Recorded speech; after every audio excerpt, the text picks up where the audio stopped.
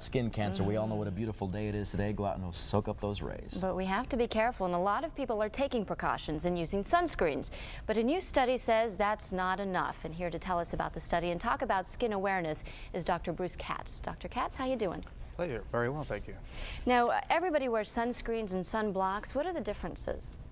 Well, sunscreens will block some of the sun, whereas sunblocks should block most, if not all, of the sun exposure to the skin.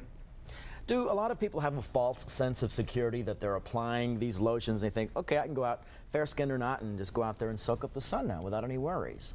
Well, we always tell people to try to avoid sun exposure from the hours of 10 till 2 in the afternoon. And even if you're wearing sunscreens or sunblocks, you should reapply them if you swim or perspire quite profusely.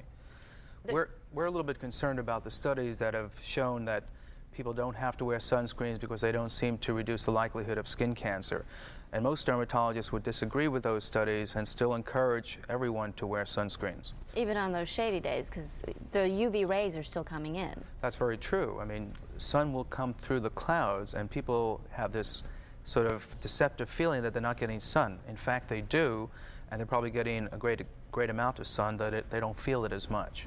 So what are some good tips for people out there to prepare to enjoy ourselves in this weather? Well, you know, this month, this is the last day of March, this is Skin Awareness Month, and Vaseline Research very kindly tries to encourage people to be very concerned about their skin and to look out for skin cancer particularly. And they actually have a skin challenge, dry skin challenge packet that people will be able to send away for and get these products to help protect their skin from the drying effects of the sun. So what's in that little bag? You have a couple of creams in there? Well, these are moisturizers and ways that people can encourage good use, good regimens to protect their skin from drying out.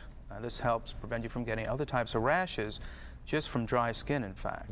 One dermatologist is even advising his patients. He says, I wear sunscreen every day, year-round. I suggest my patients do the same. What's your reaction to that?